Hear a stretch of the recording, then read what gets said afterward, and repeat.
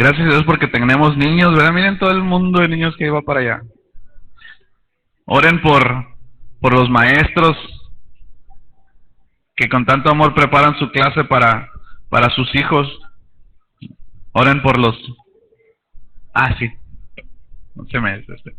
Así que una de las cosas, hablando de los niños, hablando de que los niños están aquí en la congregación y en lo particular, me gusta pensar en los niños, me gusta pensar que somos una iglesia que tenemos un ministerio que está funcionando para los niños. Por eso les decía, oren por sus maestros, oren por los líderes que están instruyendo a sus hijos, que le están enseñando verdades bíblicas prácticas para ellos a su corta edad.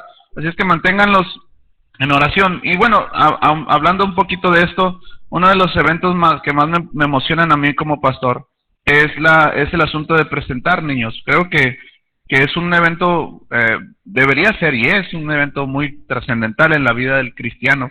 Cuando nosotros tomamos a nuestros hijos, primero debemos saber que esos hijos no son nuestros, que son un regalo por parte de Dios, y no solamente es un regalo, sino al mismo tiempo con ese regalo una gran responsabilidad de instruirlos también. Así es que hoy vamos a tener el privilegio de poder presentar a Joel Cepeda. Voy a pedir a los papás y a los familiares que si pueden pasar, y los recibimos con un fuerte aplauso, ¿verdad?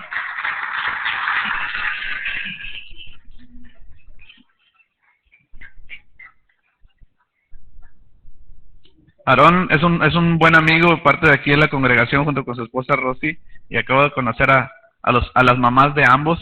Así es que este evento creo que es uno de los más bonitos, porque cuando nosotros entendemos ese principio que acabamos de decir de entender que nuestros hijos no son nuestros y son como una vasija donde nosotros vamos a depositar cosas buenas y también cosas malas, si no tenemos cuidado de ello, vamos a entender que sobre nuestras manos está una gran responsabilidad teniendo esos pequeños, ¿no? Y gracias por la vida de Aarón y Rosy, ¿verdad? Que entienden este compromiso, y lo primero que quieren hacer es presentar a sus hijos. Nosotros lo hacemos un poquito diferente a la cuestión de la iglesia tradicional, porque creemos que la presentación de los hijos no tiene mucho que ver con Joel, ¿verdad? Porque Joel ahí está bien contento en brazos de su mamá, ¿verdad? Y está muy contento y está ahí suave, sabiendo que al ratito va a comer, va a dormir y va a volver a comer y va a volver a dormir y luego va a volver a comer y luego va a volver a dormir. Así que muchos de nosotros quisiéramos estar en esa posición, pero la verdad es que es un privilegio poder tener a un hijo así, ¿verdad? Un niño sano, un niño que está creciendo, pero sobre todo al presentar al hijo, no tiene mucho que ver con el niño, porque aunque ellos no lo reconocieran, ese niño es de Dios ya. Pero la responsabilidad al venir a un lugar como este y presentar a ese niño, el niño, es un acto de compromiso de los padres y de las personas que los acompañan, ¿verdad? Al momento de presentar al hijo, lo que se está haciendo es, yo me estoy comprometiendo que este hijo, para empezar, no es mío, y yo lo voy a instruir en el camino del Señor, lo voy a instruir en el camino para que el día de mañana Joel sea un hombre de Dios, ¿verdad? Un hombre de bien, lleno de dones, de talentos, que sea de bendición no solamente para la iglesia, sino para su sociedad. Yo sé que a la mamá no le va a gustar mucho la idea, pero el día de mañana va a ser un esposo, va a tener una mujer, y tiene que ser un hombre que haga feliz a su mujer, ¿verdad? Y todo eso tiene que ver con la responsabilidad que tienen los papás. Así es que vamos a hacer esta presentación de la manera siguiente. Vamos a pasar a Joel a los brazos de sus abuelas, de las acompañantes, y a Karen también, sí, cierto, Karen vamos a presentarla también. Qué hermosa. Voy a pedir que extiendan sus manos hacia los pequeños, por favor. Vamos a orar por ellos. Ahí donde estás. Padre, te damos gracias por el gran privilegio de poder ver generaciones, Señor, que continúan. Hijos e hijas, Señor, que están creciendo, Señor, no solamente en conocimiento académico o en sus escuelas, sino también, Señor, con un conocimiento de tu palabra, Padre. Los bendecimos, los declaramos a Joel y a Karen, Señor, un niño y una niña que te amarán, que te buscarán, que te servirán, que tendrán dones y talentos que serán explotados para la expansión de tu reino, Señor, en este lugar o donde tú los vayas a tener. Los bendecimos, los declaramos tuyos, los declaramos hombre y mujer de bien para ti, Señor. En el nombre de Jesús te damos Muchas gracias, Padre. Amén, Señor. Pueden volver los pequeños aquí con papá. Ahora te voy a invitar a que ores por los papás, porque aquí es donde viene lo bueno, ¿verdad? Extiende tus manos hacia los padres y vamos a orar. Padre, te damos gracias. Gracias por la vida de Aarón, de Rosy, Señor, que son una pareja que te ama, que te busca. Padre, en una sociedad donde urge matrimonios sólidos, donde urge matrimonios de testimonio, tú estás levantando un matrimonio como Rosy y como Aarón, Señor. Los bendigo. Gracias por el privilegio que me das de conocerles, de ver que son una pareja que te teme, que te busca, que te quiere servir. Ahora todo eso, Señor, como dice tu palabra, que tú bendecirás a generaciones por miles de aquellos que te aman y guardan tus mandamientos. Declaro la generación Cepeda, Señor, y de Rosy y de Aarón, una generación bendecida. En el nombre de Jesús, dale la sabiduría, la entrega, la convicción, Señor, de educar conforme a tu palabra, Señor, a sus pequeños, y que el día de mañana el fruto de esa educación sea algo que a los padres traiga paz, sea algo que traiga consuelo, sea algo que traiga, en el buen sentido de la palabra, satisfacción, Señor. En el nombre de Jesús te damos muchas gracias. Amén, Señor. Iglesia, les presentamos a Joel y Karen Cepeda, ¿verdad? Dios los bendiga, muchachos. Felicidades. Felicidades. Mucho gusto.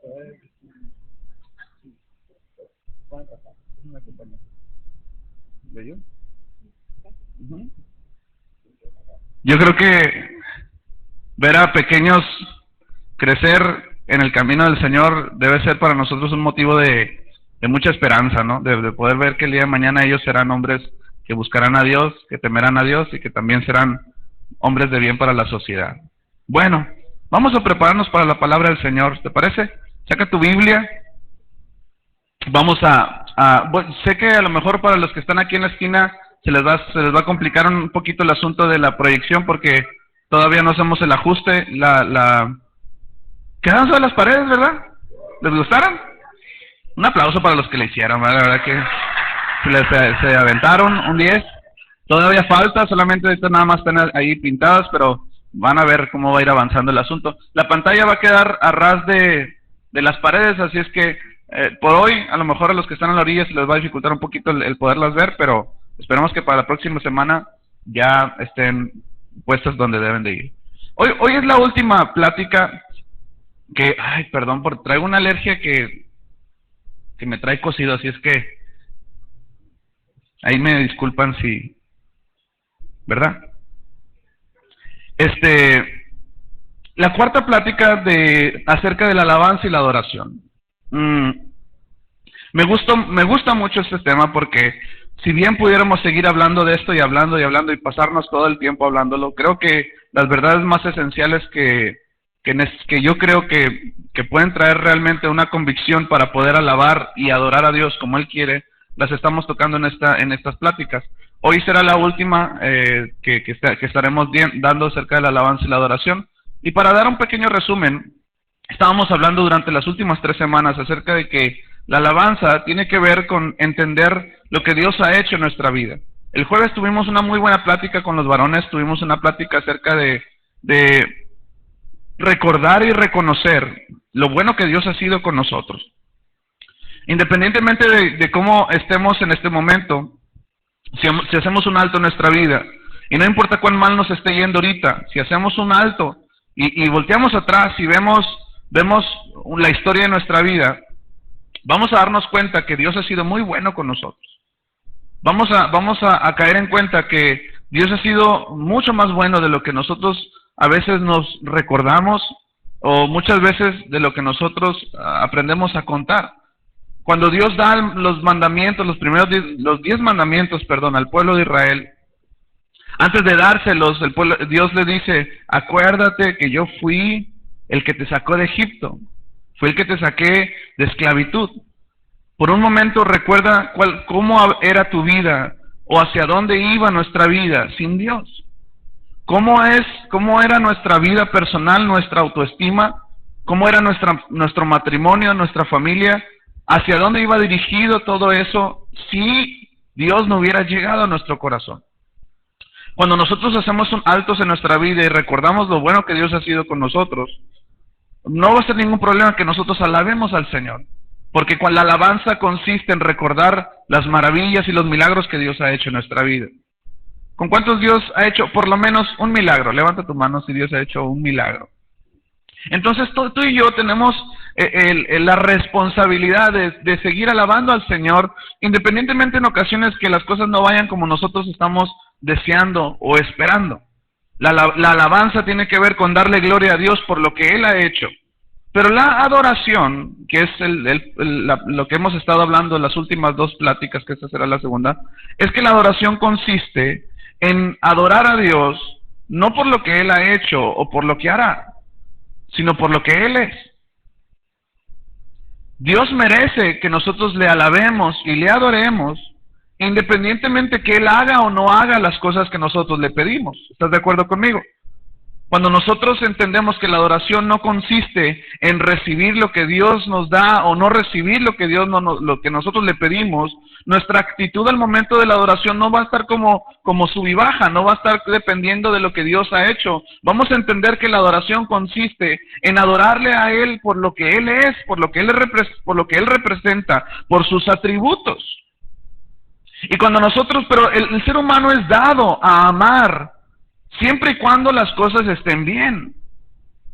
Es común en el matrimonio, ¿verdad? A nosotros que nos toca hablar con matrimonios y aconsejar matrimonios, es común que llegue un punto en el matrimonio en que cuando las expectativas son frustradas entre uno y otro, empiezan a salir palabras como, es que ya no lo amo, es que ya no la amo, es que ya no me atrae, es que entonces, ¿pero en qué basamos esas palabras? Ya no la amo. Bueno, porque ella no hace, o él no hace, lo que yo quiero que haga. Porque él no hace lo que yo espero que él haga. Ella no cumple mis expectativas, entonces por eso no la amo ya, o no lo amo ya. Pero, y esa actitud muchas veces la queremos llevar a nuestra relación con Dios. Condicionamos nuestro amor a Dios dependiendo si Dios nos da o no nos da. Condicionamos nuestra adoración a Dios dependiendo si Dios sigue siendo bueno con nosotros, a nuestra perspectiva o a nuestro punto de vista.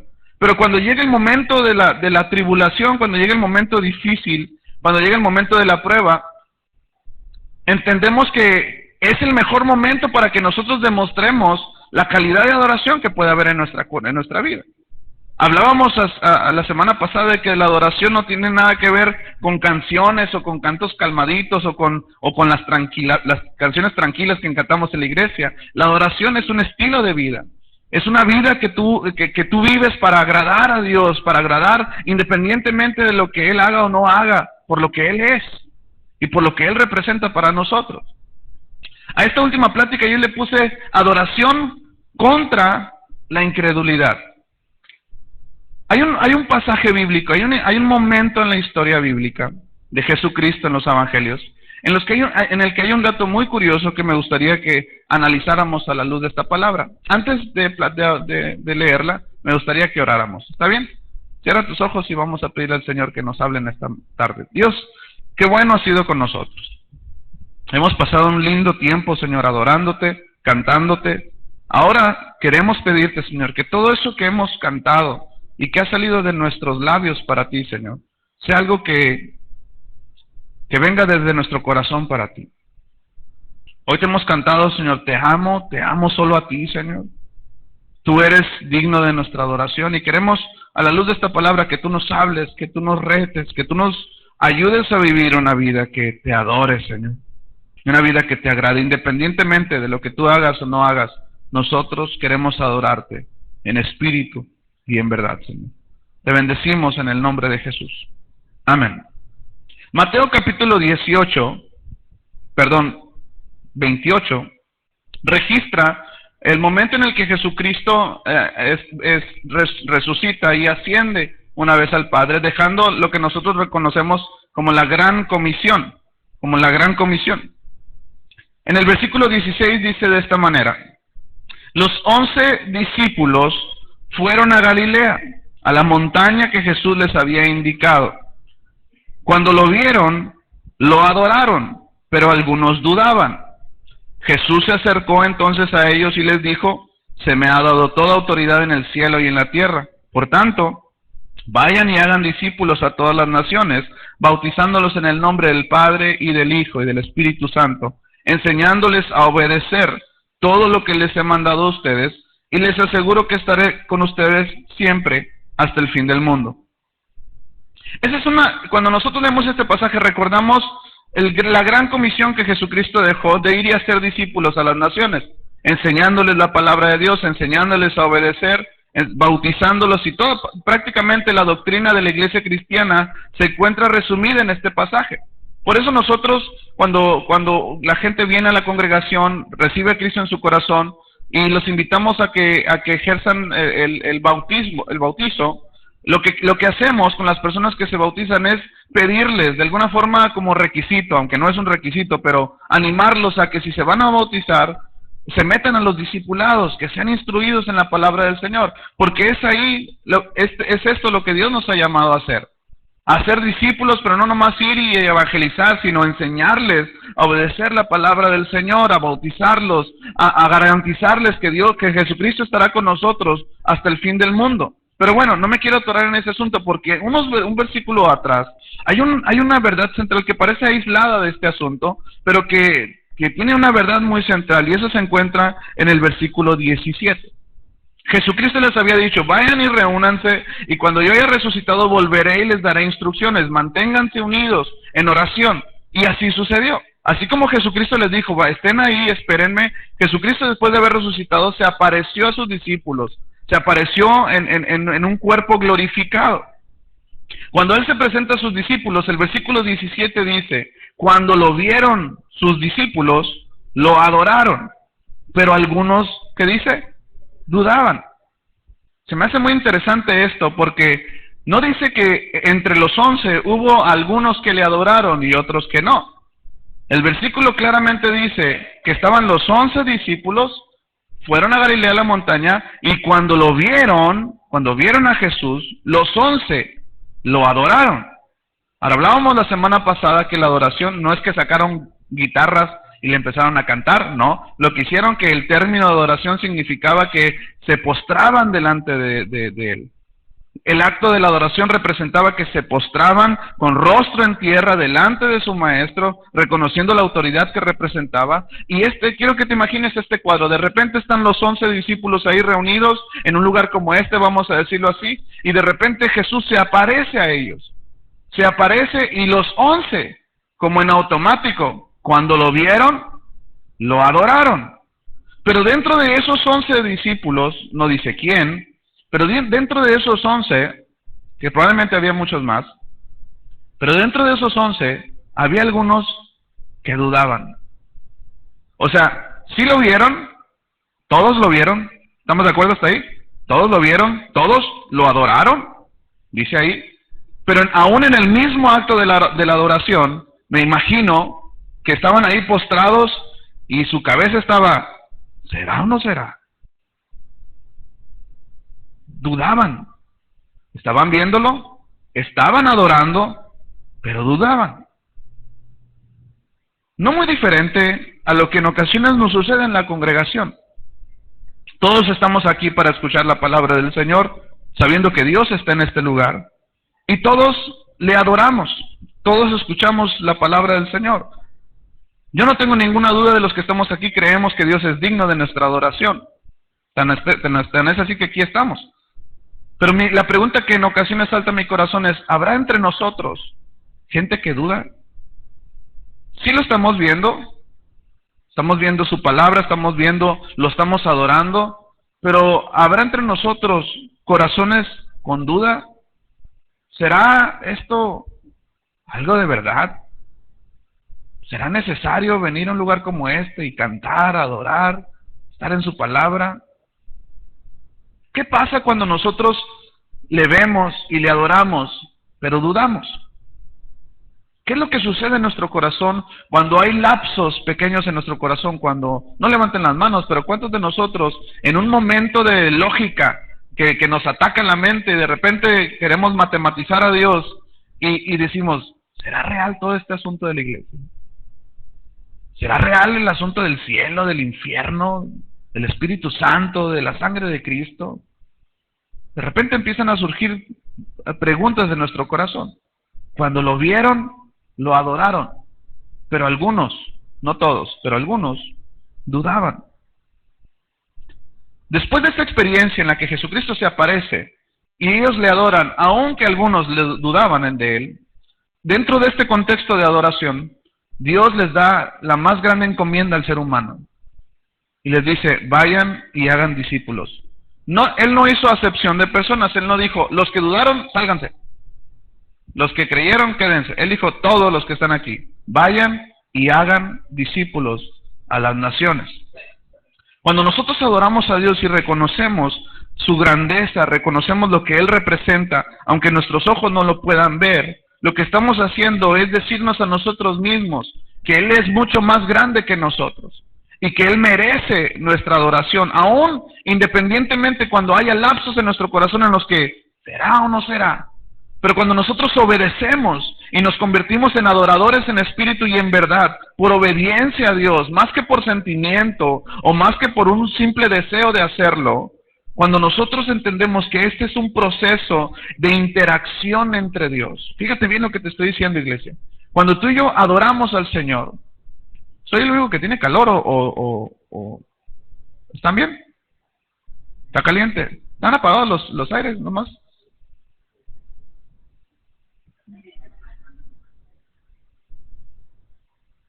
No sé si son las lámparas o no sé, pero yo tengo calor.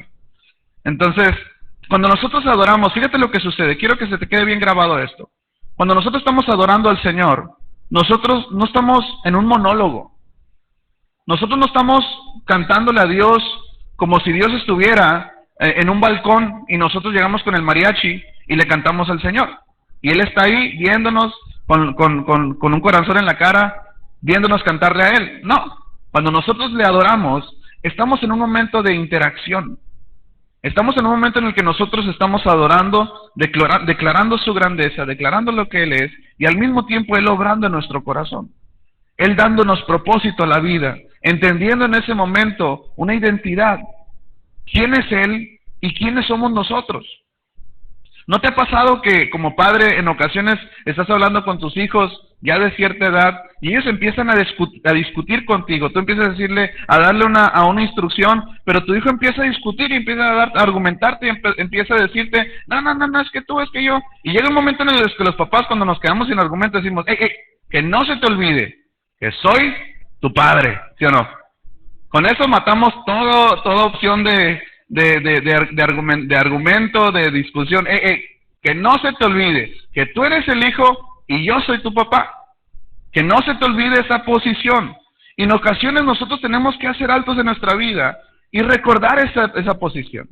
No me puedo imaginar a Dios haciendo eso, pero me imagino que Dios dice, espérate, que no se te olvide quién es Dios. ¿Quién es el Dios en este lugar? No eres tú, soy yo. Dios diciendo, ¿no? Entonces cuando nosotros entramos en ese momento de adoración, como lo estábamos haciendo hace unos momentos, y empezamos a cantar cantos como el que estábamos cantando, declarando al que está sentado en el trono, lo que estamos diciendo, Padre, estoy reconociendo quién soy yo, estoy reconociendo quién eres tú, y cuáles son mis responsabilidades, y cuáles son mis limitaciones, y qué es lo que yo tengo que hacer cuando estoy en tu presencia.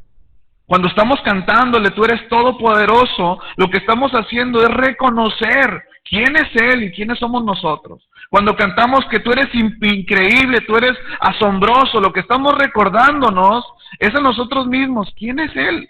¿Y qué posición tenemos nosotros? Cuando nosotros adoramos, estamos adquiriendo identidad. Di conmigo identidad. Estamos adquiriendo cuál es nuestra posición delante del Señor. Nadie nos puede venir a decir que sí y que no. Cuando estamos en la presencia de Dios, toda rodilla, dice la palabra de Dios, se postrará. Y toda lengua confesará que Él es el Señor. Nadie te puede venir a decir otra cosa, porque tú estás experimentando eso. En días pasados, hablando de la identidad, estábamos recordando que mi mamá ejercía una influencia increíble, muy fuerte en mi vida. Desde niño, yo me acuerdo que mi mamá me decía, por ejemplo, una de tantas cosas, mi mamá me decía, no, a ti no te gustan los tacos de borrego. Yo desde niño yo crecí y pensando que no me gustaban los tacos de borrego. Mi mamá me decía, y lo que mi mamá me decía para mí era ley, ¿no? Y, y todos me decían, vamos a los tacos de borrego. No, no me gustan. Nunca los había probado, nunca, pero no, o sea, no, simplemente no, estaban borrados de mi menú porque mi mamá me decía.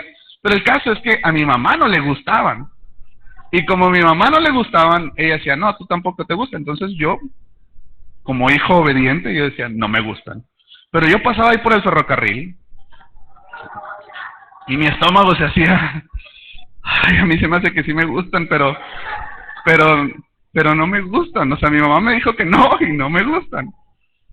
Y me acuerdo que pasábamos y no sé, lo que sentía en mi estómago cuando pasaba por esas carretas era desconocido para mí, porque yo decía, ¿qué será? ¿Será que no me gustan de plano? ¿O será que me irán a gustar mucho? Y un día mi abuela me dijo, ¿sabes qué? ¿Ya probaste los tacos de borrego? No.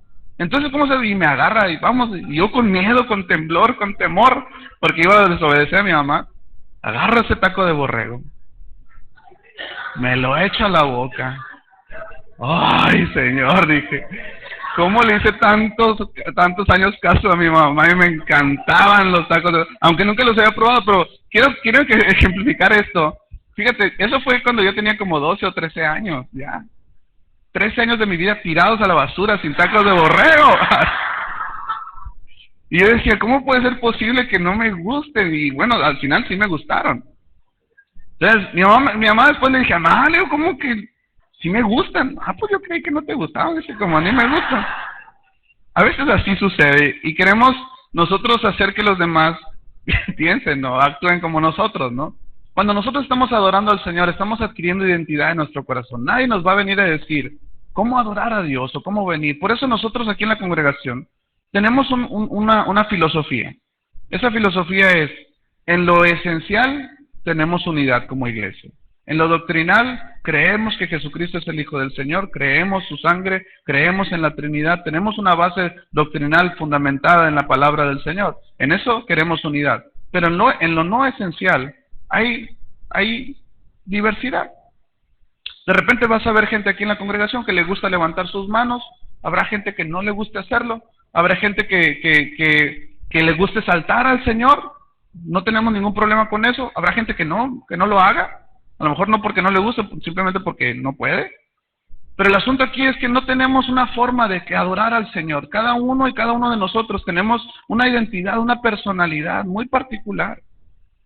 Y si yo soy medio loco para hacer las cosas y me gusta no puedo esperar a lo mejor que al otro no le gusten los tacos de borrego. ¿Sí me explico? O sea, ¿por qué? Porque yo soy yo, y cuando nosotros entendemos que la adoración se trata de Él y no de mí, no de lo que a mí me gusta, es que ni de lo que a los demás les gusta, es de lo que a Dios le agrada, como lo vimos la semana pasada, en espíritu, ¿y qué?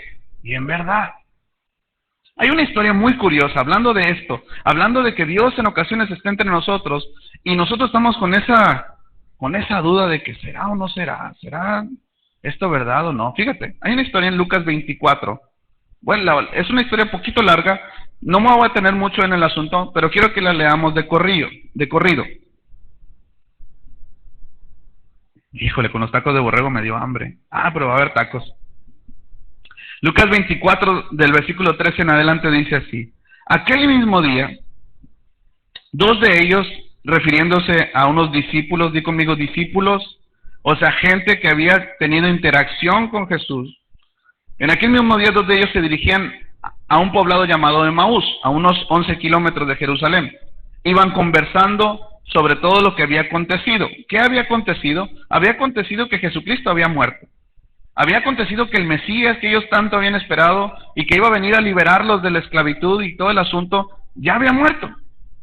Estoy hablando de discípulos que vivieron con Jesús y creyeron en su palabra. De repente van en camino, quiero que nos pintemos esa imagen, van en camino ahí hablando, 11 kilómetros de camino, y van platicando, híjole, se murió Jesús, se murió, lo crucificaron y bla, bla. Imagínate, ahí están en ese rollo. Y dice, sucedió que mientras hablaban y discutían, Jesús mismo se acercó y comenzó a caminar con ellos. Di conmigo, a caminar con ellos. Pero no le reconocieron. pues sus ojos estaban velados. Cuando yo leí este pasaje decía, ¿por qué estaban velados sus ojos? La respuesta está en el pasaje que acabamos de leer nosotros. Cuando lo vieron, le adoraron, pero algunos ¿qué? Dudaban. Ellos por un momento en su corazón creyeron en todo lo que su maestro les estuvo diciendo por tantos años, por 3 años, trayéndoles verdades esenciales del reino de Dios. De repente su maestro muere y empieza la incredulidad. Ellos vienen caminando, Jesús se les aparece, Jesús mismo, con el que habían pasado 3 años comiendo, durmiendo y todo, y no lo reconocieron, dice, pues sus ojos estaban velados. ¿Qué vienen discutiendo por el camino?, le preguntó. Se detuvieron cabizbajos, agüitados, y uno de ellos, llamado Cleofas, le dijo, ¿eres tú el único peregrino en Jerusalén que no se ha enterado de todo lo que ha pasado recientemente? ¿Qué es lo que ha pasado?, les preguntó. Lo de Jesús de Nazaret. Era un profeta, poderoso en obras y en palabras delante de Dios y de todo el pueblo. Los jefes de los sacerdotes y nuestros gobernantes lo entregaron para ser condenado a muerte y lo crucificaron. Pero nosotros abrigábamos la esperanza, di conmigo, abrigábamos. Antes creíamos en que Él nos iba a salvar. Abrigábamos la esperanza de que Él nos diera la libertad que tanto habíamos esperado. Abrigábamos la esperanza de que era Él quien redimiría a Israel. O sea, ya no había esperanza.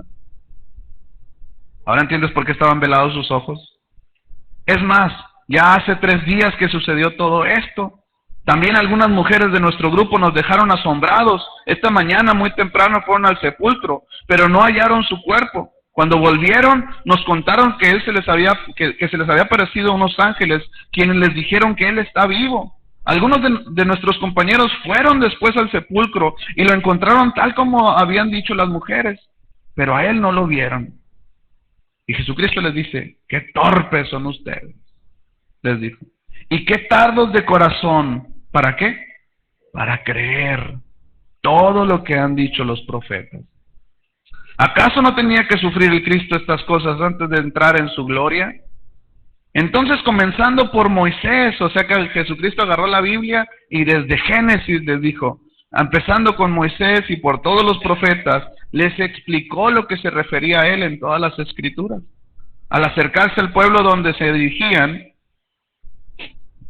Jesús hizo como que iba más lejos, pero ellos insistieron, quédate con nosotros, que está atardeciendo y es casi de noche.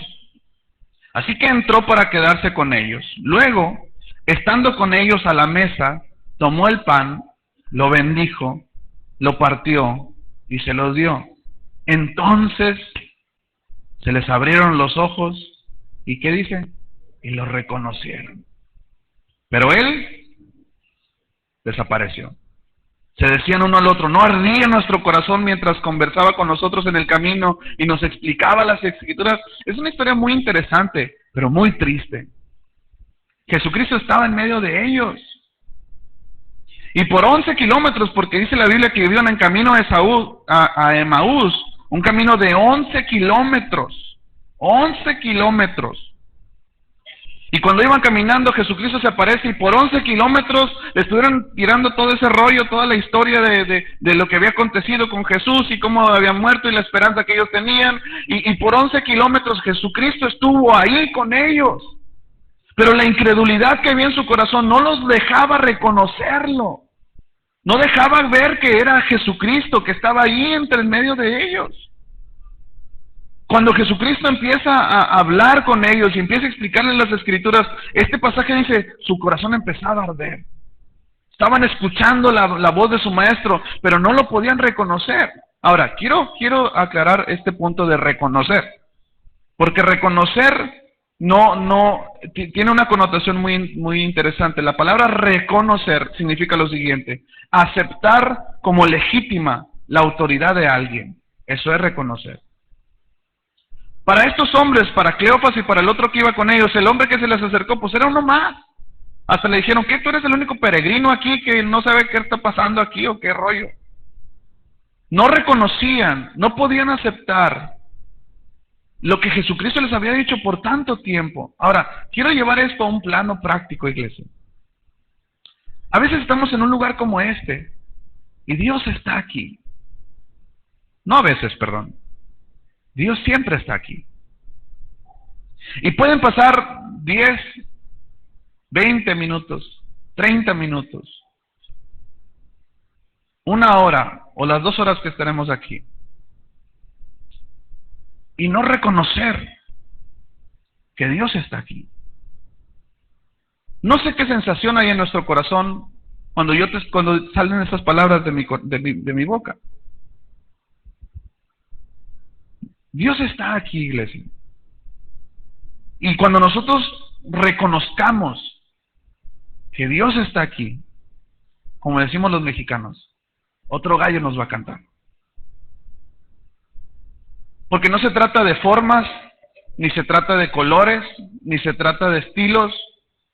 Se trata de una verdad central y para la cual todos estamos aquí, que es venir a exponernos a nuestro Dios, exponernos a su santidad, a exponernos a su autoridad, a exponernos a sus milagros, a exponernos a su restauración, exponernos a su sanidad, exponernos a cada una de las cosas que Él representa, pero ninguna de esas cosas, ni la sanidad, ni la restauración, ni la visión, ni todo el poder que pueda descansar en el Señor Todopoderoso, se convertirá en una realidad de nuestra vida si nosotros no reconocemos que Él está aquí entre nosotros.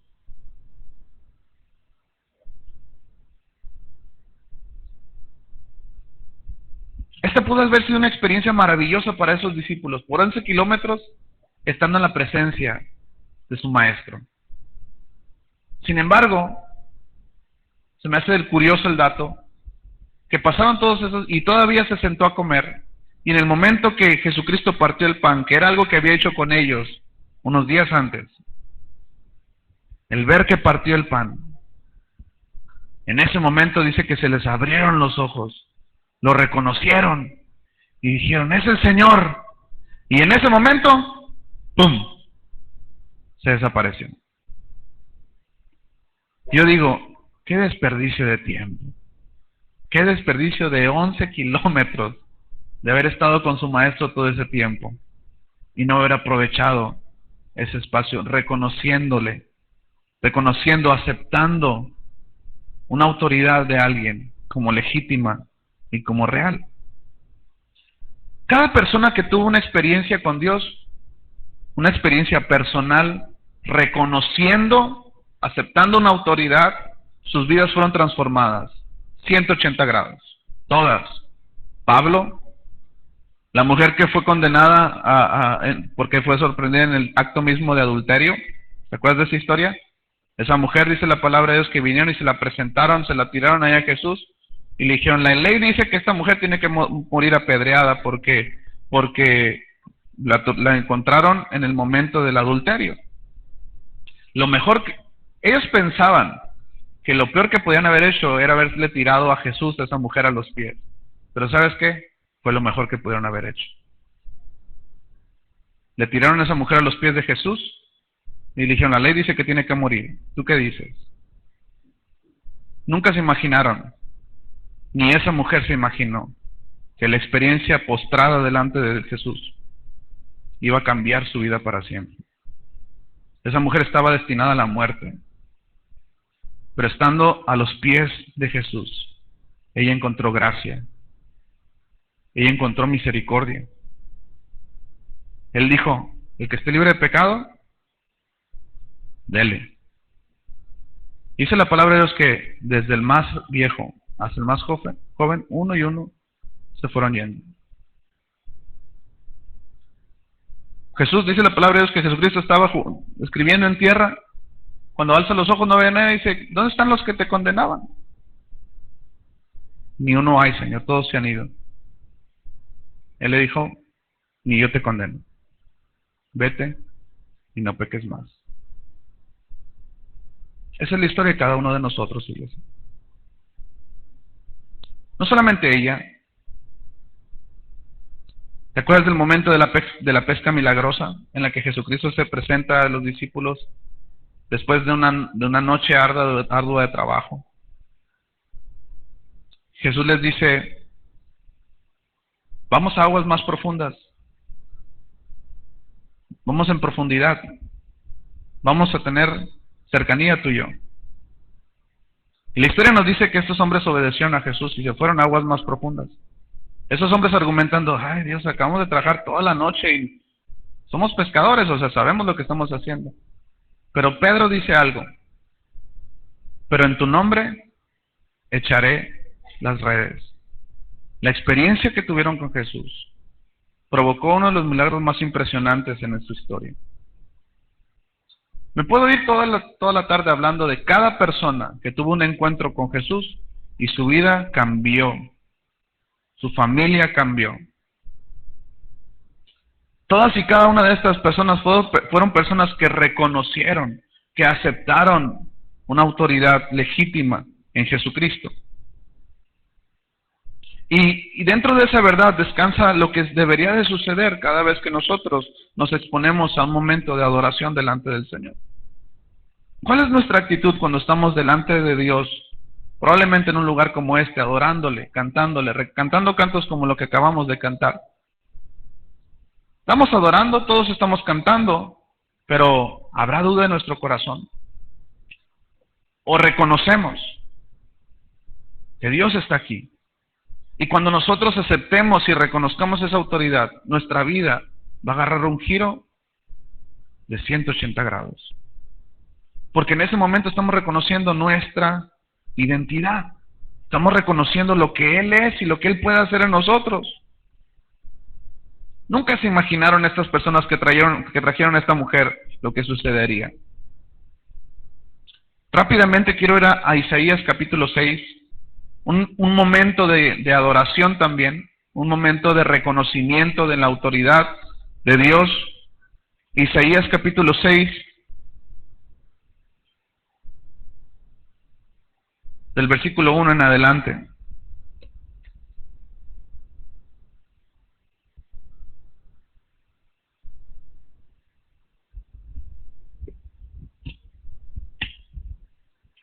Isaías 6:1 dice así: el año de la muerte del rey Usías, vi al Señor, di conmigo, vi al Señor. Isaías está platicando esto. Vi al Señor, excelso, sublime, sentado en un trono. Las orlas o las faldas de su manto llenaban el templo. Por encima de él había serafines, cada uno de los cuales tenía 6 alas, con 2 de ellas se cubrían el rostro, con 2 se cubrían los pies y con 2 volaban.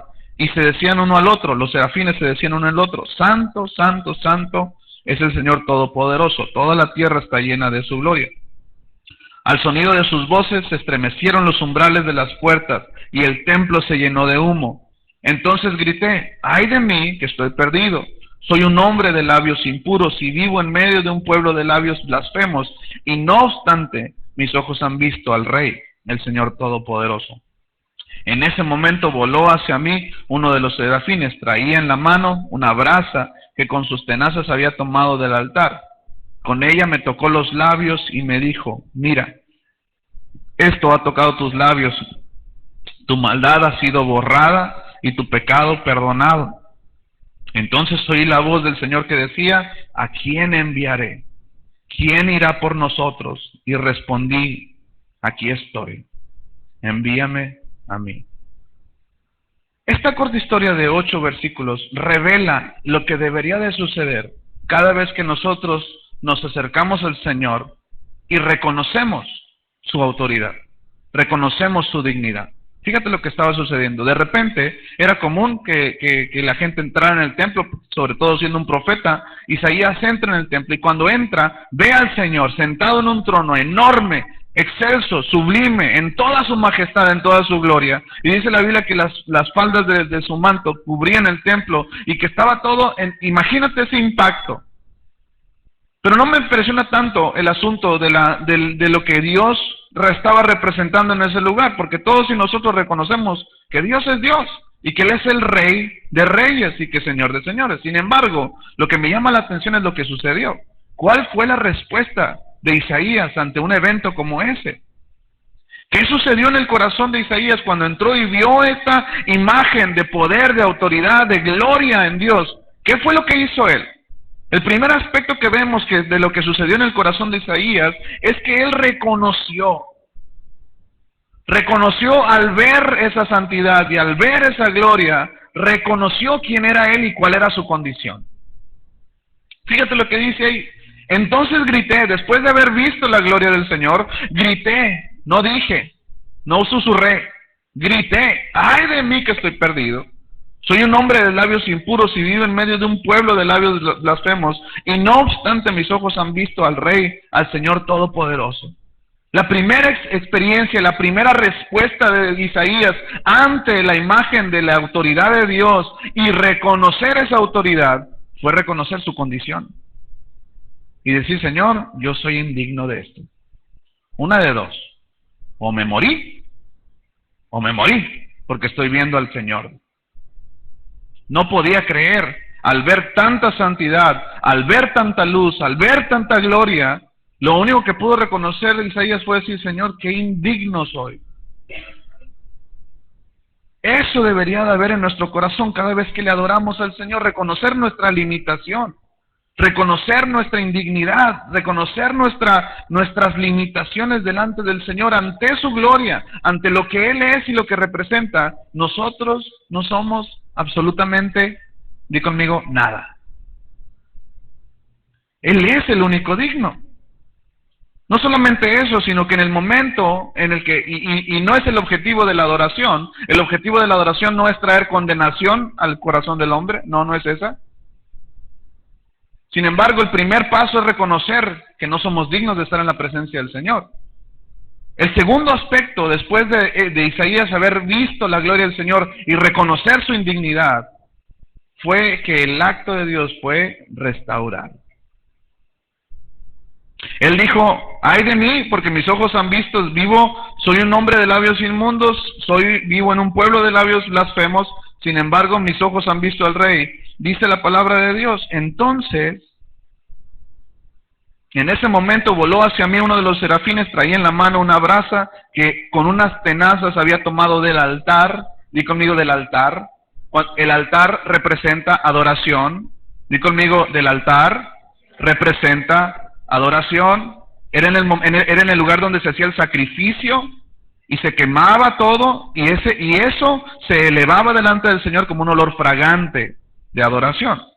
Fíjate, la adoración no solamente trae un reconocimiento de nuestra indignidad, sino que de nuestra adoración surge también lo que va a limpiar nuestro corazón. Dice la palabra de Dios que los ángeles o los serafines fueron y tomaron las brasas del altar de donde se había consumado la adoración y fueron y tocaron los labios y le dijo, mira, esto ha tocado tus labios, tu maldad ha sido borrada y tu pecado perdonado. Ahí te va, número 1. Cuando nosotros estamos adorando al Señor, primero reconocemos quién es Él y quiénes somos nosotros. Cuando hacemos eso, todo argumento se cae. No hay nadie más importante. El único importante es Él. No solamente eso, sino que en ese momento cuando reconocemos nuestra indignidad y adoramos al Señor por lo que Él es, por su santidad, por su poder, esa misma adoración, al reconocer su santidad, provoca santidad en nuestro corazón. Y Dios empieza a restaurar, Dios empieza a perdonar pecados, Dios empieza a restaurar labios, Dios empieza a sanar, Dios empieza a liberar, Dios empieza a obrar milagro tras milagro. Mientras tú y yo estamos reconociendo nuestra indignidad y su majestuosidad, lo que está sucediendo en nuestro corazón es que Dios está sanando. Dios está trayendo un bálsamo a tu corazón, a tu espíritu.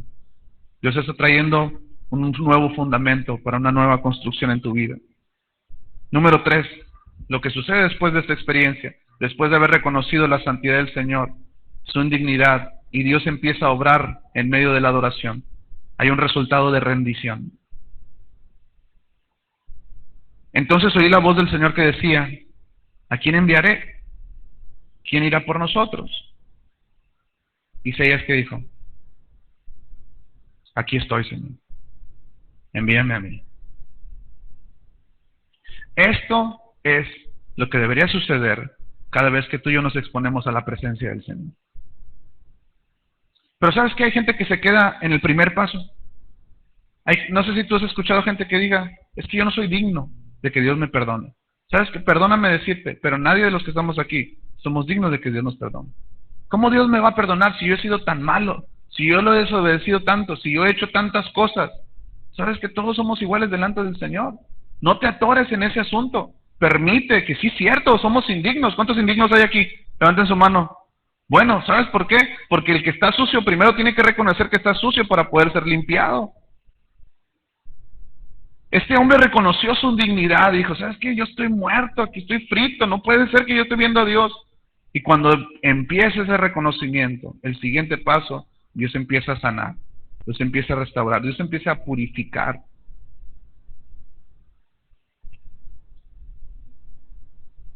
Y el último aspecto es, Isaías rindió su vida al Señor.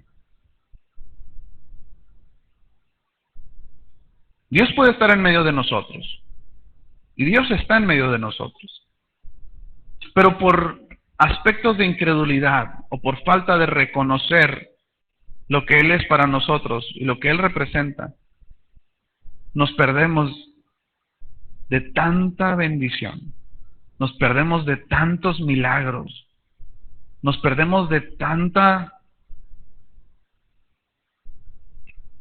expectativa de lo que Dios puede hacer en nuestro corazón.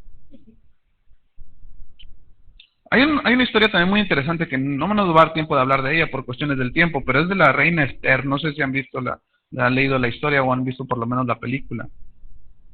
Esther fue una adoradora y supo llegar al corazón del rey enamorándolo, reconociendo la autoridad. Pero fue tanto el deseo de agradar el corazón de su rey que el mismo rey llegó un momento en que le dijo, pídeme lo que quieras, yo te lo voy a dar. Si tú ahorita me pides el reino, te lo voy a dar. ¿En qué etapa de estas nos encontramos cuando adoramos al Señor? Todos deberíamos de llegar a la culminación, que es una vida rendida al Señor, una vida que sirva para los propósitos del Señor. Hay un último pasaje que quiero utilizar, se encuentra en Primera de Reyes. Esta historia es la historia de Elías. Cuando Elías, después de haber matado a los sacerdotes de Baal y después de ese momento de gloria en el que desciende fuego del cielo y consume, ¿se acuerdan de aquella competencia entre los Baales y entre el Dios? Entonces Dios gana el asunto, pero la reina Jezabel lo amenaza de muerte y Elías sale huyendo y se va a una cueva ahí todo desanimado, todo entristecido por la amenaza que había sobre su vida. Pero hay un momento aquí, hay un momento muy interesante que yo quisiera resaltar. Voy a sacar un poquito el pasaje fuera de la historia para hablar de una verdad central acerca de la presencia del Señor. A veces como iglesia, como el mismo cristianismo, nos ha vendido espectáculos, cosas que deberían de suceder, entre comillas, cuando Dios está en un lugar.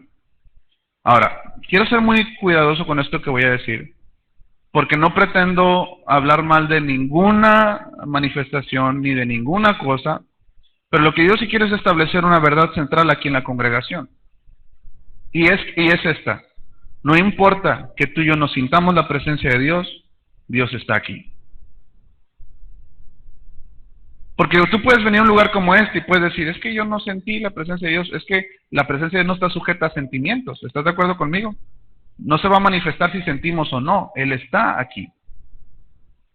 Y a veces estamos buscando manifestaciones, espectáculos, para nosotros poder decir, ah, sí, Dios estuvo ahí. Sin embargo, soy un convencido de que si alguien no tiene nada que demostrar es Dios. Porque lo que tenía que demostrar, lo demostró en la cruz del Calvario. Si tenía que demostrar algo, no era ganarnos su credulidad a base de cosas o eventos. La forma en la que Él se manifestó al mundo fue amándolo. De tal manera amó Dios al mundo, que dio a su Hijo unigénito, para que todo aquel que en Él crea no se pierda, mas tenga vida eterna. De esa manera Él se manifestó al mundo. ¿Sí estamos de acuerdo hasta ahí? Fíjate. Primera de Reyes, quiero decir esto porque a veces estamos sujetos nosotros a pensar si Dios está aquí o no, dependiendo de las cosas que sucedan o no. Fíjate lo que estaba pasando aquí. Elías estaba pasando por un momento de depresión, Elías estaba pasando por un momento de prueba, y Jesucristo le dice, Dios le dice lo siguiente en el versículo 11 del capítulo 19 de Primera de Reyes. Le dice, el Señor le ordenó, sal y preséntate ante mí en la montaña, porque estoy a punto de pasar por allí. Dios le dice, sal de esta cueva, sal de este lugar, porque yo me voy a presentar, voy a pasar por ahí, y te voy a demostrar que voy a pasar por ahí. Dice, como heraldo del Señor vino un viento recio, tan violento, que partió las montañas e hizo añicos las rocas. Pero el Señor, ¿qué dijo? No estaba en el viento. Al viento siguió un terremoto, pero el Señor tampoco estaba en el terremoto. Tras el terremoto vino un fuego, pero el Señor, tampoco estaba en el fuego. Y después del fuego vino un suave murmullo, dice. Di conmigo, suave murmullo. Cuando Elías lo oyó, se cubrió el rostro con el manto, y saliendo, se puso a la entrada de la cueva. Entonces oyó la voz del Señor que le dijo, ¿qué haces aquí? Fíjate qué curioso este asunto. Elías estaba enclaustrado, deseoso de ver una manifestación de que Dios estaba con él. Y Dios le dice, ok, ¿quieres una demostración? Te la voy a dar. Sal de este lugar, te voy a demostrar que yo voy a pasar por ahí. Y dice la Biblia que cuando sale Elías, lo primero que sucede es un viento recio. Imagínate, dice que tan recio que partía las montañas e hizo añicos las rocas. Imagínate qué tan fuerte está el viento. Cualquiera de nosotros en un evento como ese le hubiera dicho, ¡oh, Dios está aquí! ¿Sí o no? Imagínate que de repente, ¡oh, viene un viento, estamos aquí! Y se parte el techo y ¡ay, Dios está aquí! Pero aclara, pero Dios no estaba en el viento. Después del viento viene ¿qué? Un terremoto, pero el Señor tampoco estaba en el terremoto. Tras el terremoto un fuego, pero el Señor tampoco estaba en el fuego. Esto es, Dios le dijo a Elías lo siguiente, al buen entendedor pocas palabras. Todo lo que tú esperas de mí, yo estoy por superarlo. Dios puede hacer lo que Él quiera. Él puede derrumbar este lugar si quiere, para mostrarnos que Él está aquí. Sin embargo, la manera en la que Dios se manifestó a Elías para hacerle saber que estaba ahí, fue un ¿qué? Un suave murmullo. Un murmullo, yo lo llamo así, un murmullo seductor. Jeremías dijo esto, tú, Señor, me sedujiste con tu amor, pero yo me permití seducir. Te quiero invitar en esta tarde a que te dejes seducir por Dios. Ponte de pie, por favor. Vuelvo al inicio. Cuando lo vieron, lo adoraron,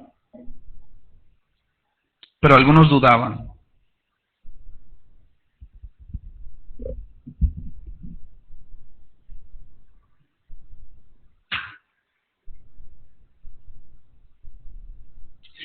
Que no nos suceda, iglesia, como le sucedió a estos discípulos en camino a Emaús. Jesucristo estaba entre ellos, como puede estar entre nosotros. En este momento, en este lugar. Sin embargo, por la incredulidad, por la falta de esperanza, no pudieron aprovechar ese momento. Algunos de nosotros venimos a un lugar como este y estamos en la alabanza y durante la prédica, pero en un momento como este, que es la administración, tú sientes la presencia de Dios y dices, no ardía mi corazón. Pero te quiero decir, esto es lo último de la reunión. Ya nos vamos a ir. Cuando tú pudiste haber aprovechado las 2 horas que estuvimos aquí, reconociendo sí nuestra indignidad de Dios, pero también permitiendo que esa misma presencia sane nuestro corazón, que esa misma presencia restaure nuestro matrimonio, que esa misma presencia traiga seguridad a nuestra vida y poderle decir al final al Señor, aquí estoy, Señor. aquí estoy para ti. Hay que reconocer, hay que aceptar la autoridad de Dios en este lugar. Y cada vez que lo hagamos, estamos garantizando intervención de Dios para nuestra vida. En tu vida, en tus finanzas, en tu familia, en tu trabajo, en tu sociedad, en tu cuerpo, en todo lo que tú representas. Padre, te damos gracias en esta tarde ya, Señor. Porque tú eres bueno con nosotros. Porque tú nos has dado mucho, Señor. Mucho más de lo que nosotros podemos merecer. Sin embargo, hoy estamos aquí, Señor, no para adorarte por lo que tú has hecho por nosotros. Queremos adorarte por lo que tú eres, Señor. No queremos ser como esos hombres que tú estuviste con ellos y ni cuenta se dieron, Señor.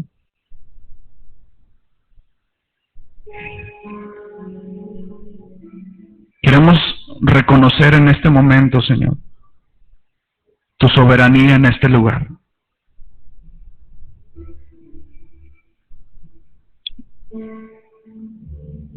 Iglesia, te quiero decir en esta tarde, ¿hay alguna petición en tu corazón?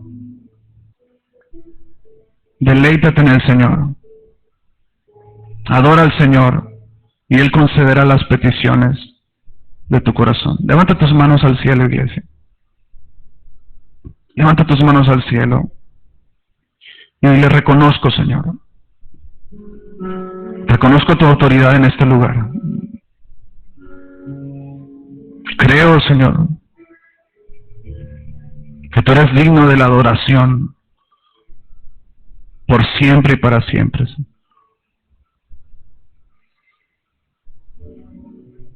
En el nombre de Jesús, Señor. Quiero conocerte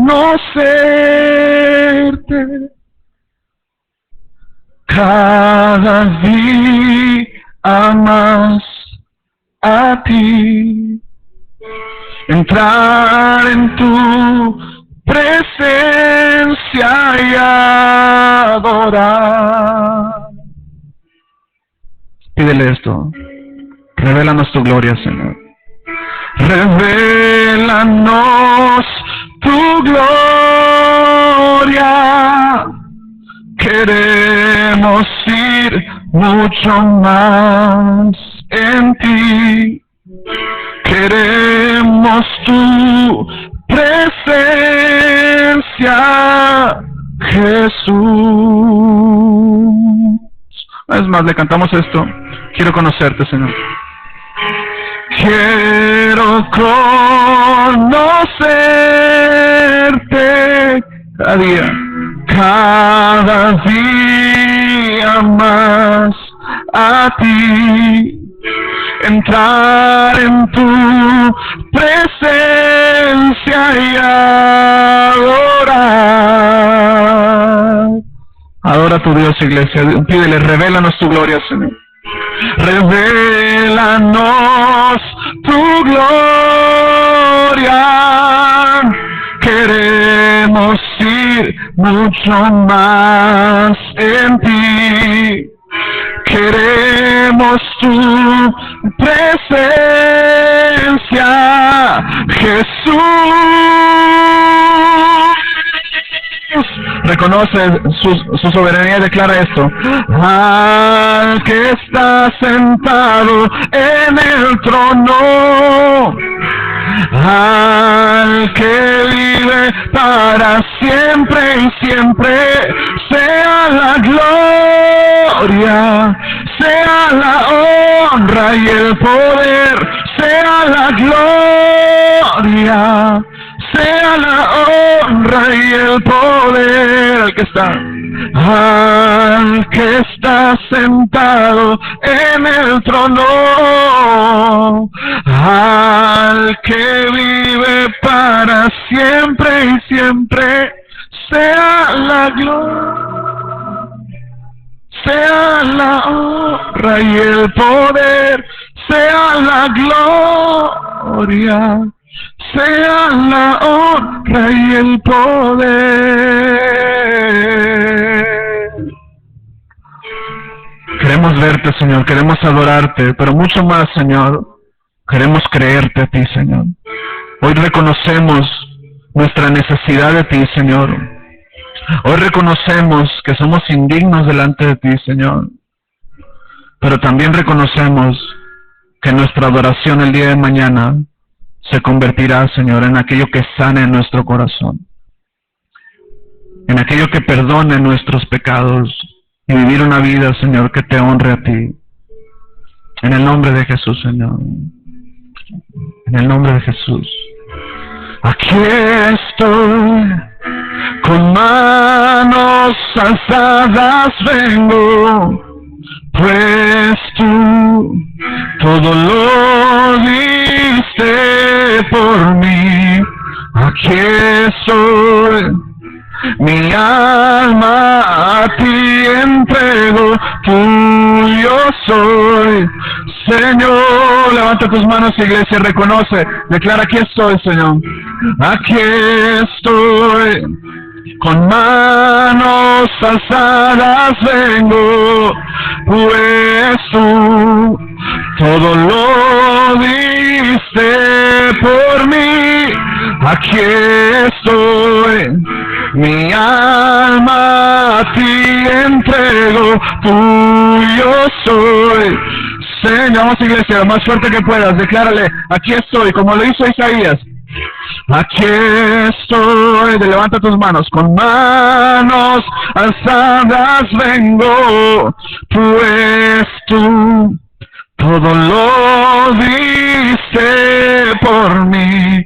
Aquí estoy, mi alma a ti entrego, tuyo soy, Señor.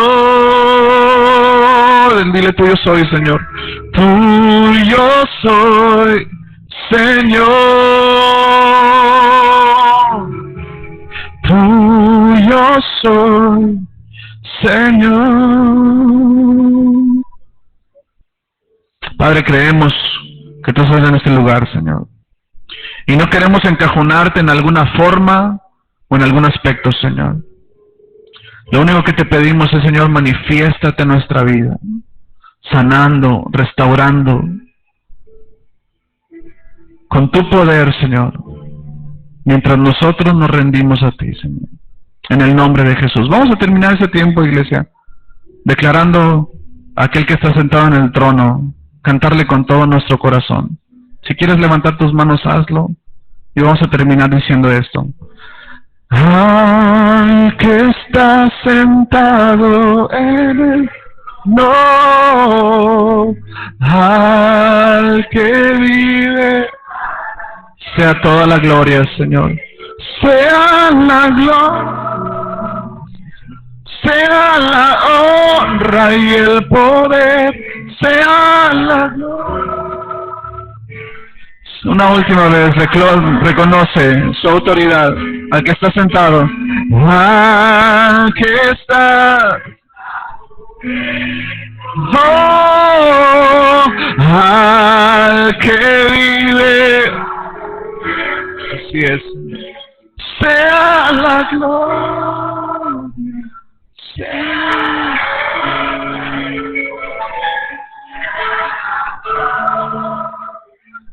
sea la honra y el poder. Oh, toma la mano de la persona que está a tu lado. Padre, te damos gracias, porque tú no necesitas probar nada, Señor. Lo que tenías que probar lo hiciste en la cruz. Lo único que necesitamos es creer, reconocer, Señor, tu soberanía, tu autoridad, tu gloria, tu santidad. Padre, mi oración en esta tarde, Señor, es un clamor en mi corazón. Haznos una iglesia adoradora, Señor. Haznos una iglesia que sabe reconocer quién eres tú y cuánto dependemos de ti, Señor. Oro por la persona que está a mi lado, lo declaro un adorador en espíritu. y en verdad, Señor. Y juntos haznos una iglesia que sabe agradar tu nombre. En el nombre de Jesús. Amén, Señor. Amén. Estamos despedidos, iglesia. Dios los bendiga.